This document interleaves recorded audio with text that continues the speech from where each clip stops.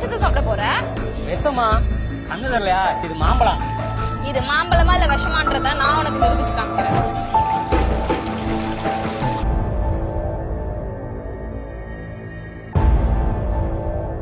இப்ப தெரியுதா இது நல்ல மாம்பழம்னு?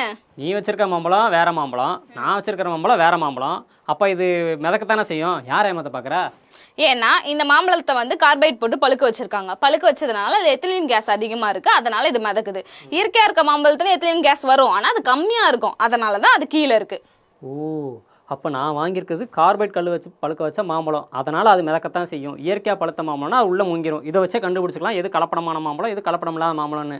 ஆமா, இது ஒரு சிம்பிள் ட்ரிக். ஆனா நீ நம்ப மாட்டேன்னு எனக்கு தெரியும், அதனால தான் இன்னும் நிறைய ட்ரிக்ஸ்லாம் வச்சிருக்கேன். ஈஸியா கண்டுபிடிச்சலாம் நம்ம வீட்டிலே. மொதல் ட்ரிக், நீயே வந்துட்டு மிதக்கிறதுல ஒரு மாம்பழத்துலயும் மூழ்கி இருக்கிறதுல ஒரு மாம்பழமும் எடுத்துக்காமி. இதை வச்சு என்ன பண்ண போறா? குடு சொல்றேன். இந்த மாம்பழத்தோட கலரையும் பாரு, இந்த மாம்பழத்தோட கலரையும் பாரு. இது மேல இருந்து கீழே வரைக்கும் ஒரே கலர்ல இருக்கும். ஆனா இயற்கையா பழுக்க வச்ச மாம்பழத்துல இங்க பார்த்தியா, அடிப்பகுதி பச்சை கலர்லயும் மேல பாத்தீங்கன்னா கலரும் மாறி இருக்கும். கடைகள் எல்லாம் பார்த்தா கூட இதே மாதிரி ஒரே மாதிரி இருக்கும் பழம் எல்லாமே. நான் கூட கடைக்கு போனா மஞ்சேன்னு இருக்கிறத பார்த்து தான் வாங்குவேன். அப்படின்னா அது கல்லு போட்டு பழுக்க வச்சிருக்காங்கன்னு அர்த்தம். இயற்கையா பழுத்த எந்த மாம்பழமுமே ஒரே மாதிரி கலர்ல இருக்கவே இருக்காது. ஒன்னே இங்க பச்சையாவும் இல்ல இங்க வந்து மஞ்சள் கலர்லயும், இந்த மாதிரி மிக்ஸ் ஆன கலர்ல தான் இருக்கும். அட ஆமா, நான் கூட கடைக்கு போனா பார்க்க மஞ்சேன்னு இருக்கும், அழகா இருக்கும், பார்த்தோன்னே வாங்கணும்னு தோணும்.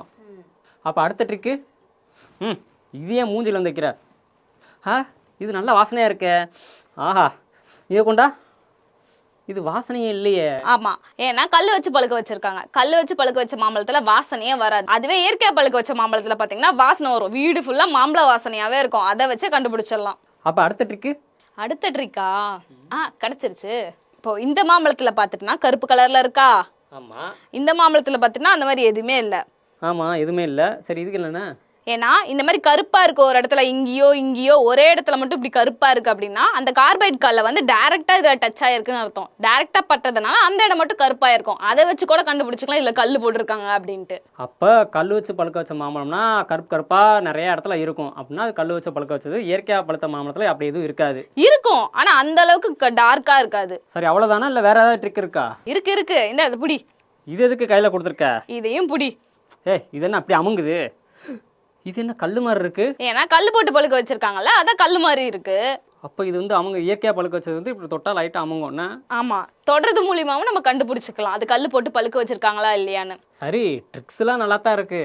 ஆனா கடைக்கு போய் வாங்குற அவசரத்துல இதெல்லாம் பார்த்து வாங்கிட்டு இருக்க முடியுமா? வாங்கிட்டு போய் அறுத்து சாப்பிட்ற வேலையை பார்ப்போமா?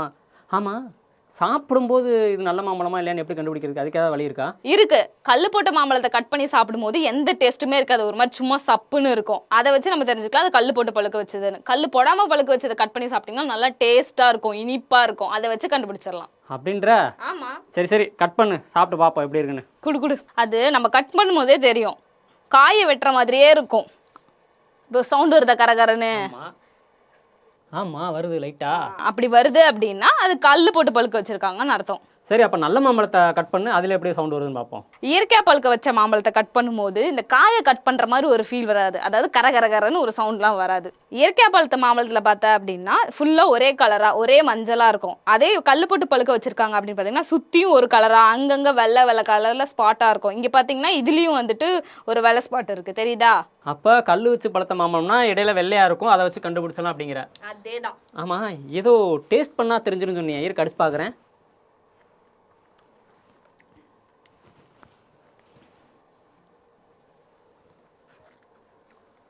அட, இது இனிப்பா இருக்குல்ல? அந்த டேஸ்ட் இதுல வரலையே. ஆமா, ஏன்னா இது காயில இருந்து அப்படியே பழமாக்குறாங்க. அதாவது 3 ஹவருக்குள்ள ஒரு காய் வந்து பழமா மாறுதுன்னா அது எப்படி டேஸ்ட் இருக்கும்? அதே ஒரிஜினல் மாம்பழம், அதாவது கல்லு போடாம பழுக்க வைக்கிறாங்க, இயற்கையா பழுக்குது அப்படின்னா அது பழுக்கிறதுக்கு 5 ல இருந்து 10 நாள் ஆகும்.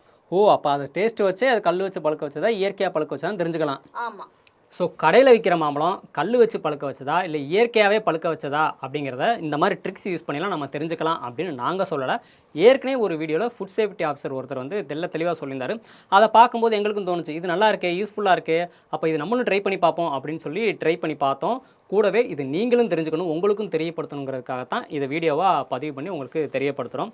ஸோ நீங்களும் கடையில் விற்கிற மாம்பழத்தை வாங்கி இந்த மாதிரி ட்ரை பண்ணலாம். உங்கள் வீட்டில் இருக்க பாத்திரத்தை வச்சு நீங்கள் இந்த மாதிரி தண்ணிக்குள்ளே போட்டு ட்ரை பண்ணி பார்க்கலாம். உங்களுக்கு என்ன ரிசல்ட் வருது அப்படின்னு சொல்லி நீங்கள் ட்ரை பண்ணி பார்த்து அதை மறக்காமல் கமெண்ட்டில் சொல்லுங்கள். நாங்களும் இந்த மாம்பழம் டீட்டெயில்ஸ், இந்த வீடியோ டீட்டெயில்ஸ் எல்லாத்தையும் அந்த ஃபுட் சேஃப்டி ஆஃபீஸர் சொன்ன வாட்ஸ்அப் நம்பருக்கு அனுப்பிச்சு வைக்க போகிறோம். அவங்க என்ன ரிப்ளை பண்ணுறாங்களோ அந்த என்ன ரிப்ளை பண்ணாங்க அப்படின்னு சொல்லி நாங்கள் உங்களுக்கு அதையும் தெரியப்படுத்துகிறோம். இன்னைக்கு தப்பான உணவை சாப்பிட்டு மருந்து கடைக்கு போய் நிற்கிற சூழ்நிலை உருவாயிடுச்சு. இந்த கலப்படத்தெல்லாம் ஒழிப்பேன்.